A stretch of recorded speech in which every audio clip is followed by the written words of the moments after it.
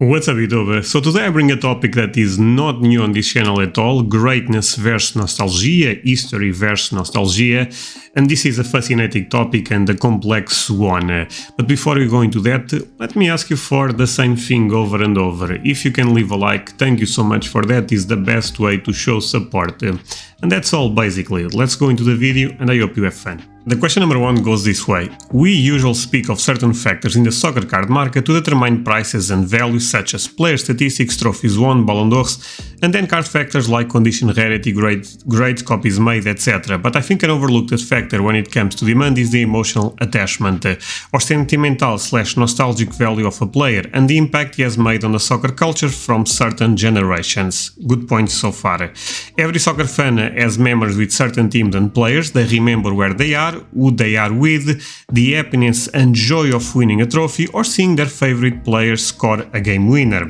Also, certain events in soccer history, Maradona to Napoli, Ronaldo performance in 2002 World Cup, Cruyff and his contribution to the sport, Ronaldinho and those first YouTube Nike videos, remember that very well by the way, Beckham and his rise to a global icon. I think this is the hardest factors to price in, because the demand will come from an emotional attachment and not from a measurable statistic. By the way, great arguments so far. Could you speak a little about this complicated theory and how it could affect the future of certain iconic players and their cards/stickers? Thanks for all contributions. So, thank you so much, my friend. This is a great question. This was asked on Patreon, but I thought bringing this also to YouTube. By the way, if you want to join Patreon, there will be a link below the video, and this is the type of content you'll find there. But that said, let's try to answer this question. And let me say one thing, if you consider to join the Patreon, the first reason should be to support the channel. Of course, I try to provide value there, but the first reason should be to support the channel. That said, emotional attachment is irrelevant in the long run. Let's start with this basic example, Baggio and Maradona, both great players. I didn't see any of them play. My connection on a sentimental level is zero for both. For example, Ronaldinho, I saw almost his entire career and I was a huge fan of him. Do I think Ronaldinho is bigger than Maradona? Probably not. But in this case, let's focus on Baggio and Maradona because I think they are amazing examples since I have zero sentimental connection or nostalgia for them, putting things a bit easier. However, I collect Maradona, but I don't collect Baggio. And I'm not saying collecting Baggio is wrong. I will just share with you why I prefer to collect Maradona.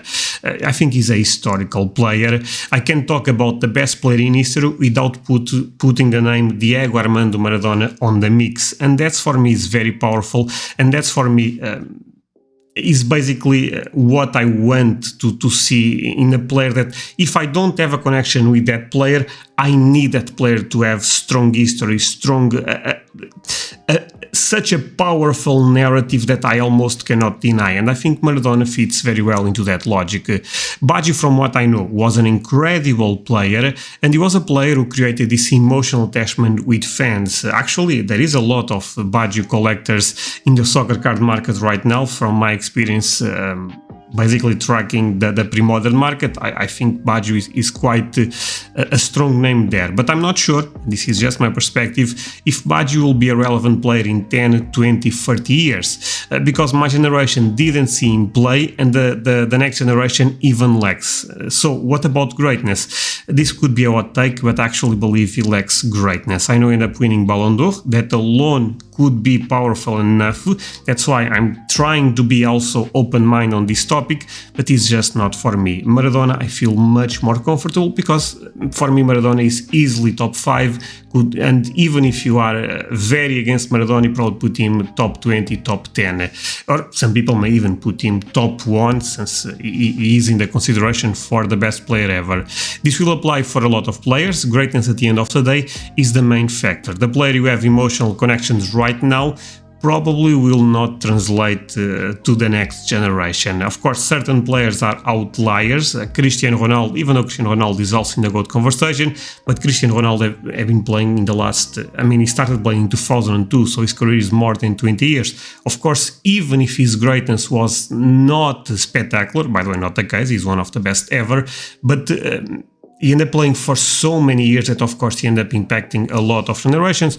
My generation was super impacted by Cristiano Ronaldo, but even people that are younger than me are also looking at Cristiano Ronaldo like an idol. Very easy to understand, same logic applies for Messi. But this is a complex topic. If this theory of mine makes a lot of sense in the long term, let's say 20 years for example, it may not apply so well in the time that is significant for you. I will repeat this because I really believe this is the key part of this conversation. If this theory of mine makes a lot of sense in the long term, let's say 20 years, it may not apply so well in the time that is significant for you. As it is logical, and I will go outside of the soccer card market, Pokemon is pop culture. Of course, Pokemon eventually can become a historical brand, a historical IP. The word will be up to you. But at this point, it's not the case. It's pop culture at best. Maybe in 10 years, Pokemon is not relevant. By the way, I don't even believe in that. I'm just trying to put a scenario out there. But I also tend to believe that a lot of collectors that are in the market right now, in the Pokemon market,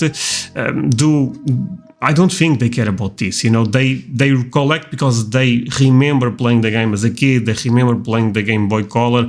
I was one of those kids, to be honest.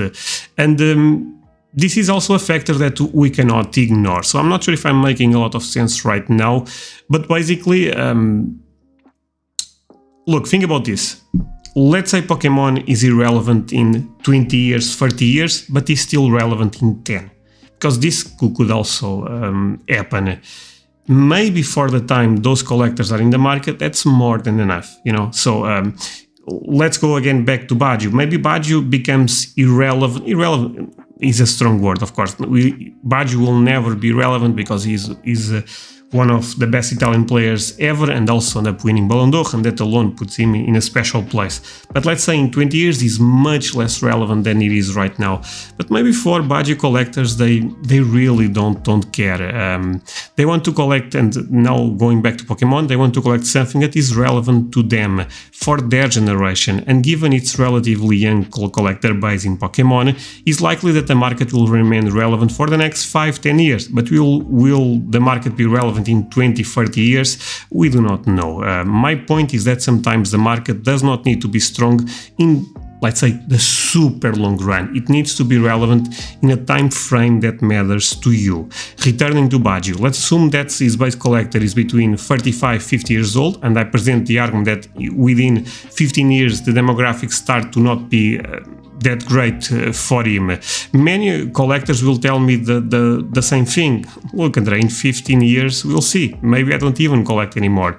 This is why this topic is so complex. I know I'm repeating myself a bit there, but very complex topic, because long run could be the super long run, or a long run that is just relevant for you.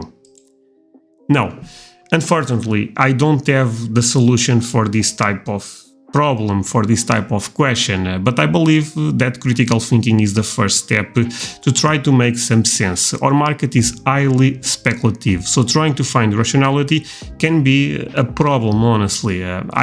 It's too cliche to say this, but you should always be a collector first. That's why you put yourself in a win-win position. I know I talk about this quite a lot, but honestly it is what it is. Looks like I'm attacking Baggio today, but let's go back to Baggio. I don't collect Baggio because I don't see the necessary fundamentals in it. But on the other hand, who am I to say you shouldn't collect Baggio? In the end, it's so relative and I could be wrong.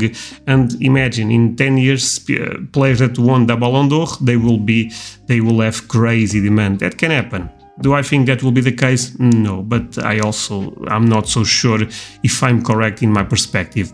And look at this, even if Baggio loses some collectors over time, some items will potentially go the other way.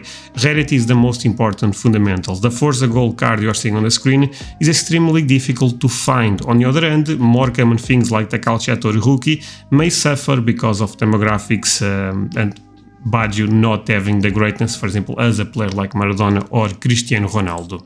Hey guys, quick pause on this one. Hope you are enjoying the video, but I want to share two things with you. The first is my Patreon community. If you love this type of videos, you probably love my content on Patreon. I put a new Q&A every week there, and I also put extra audio that you can call a podcast on Saturday. If you join Patreon right now, you have hours and hours and hours of content. It's actually quite crazy. Link below the video if you want to join. In this case, link on the description. The second thing is my Discord server.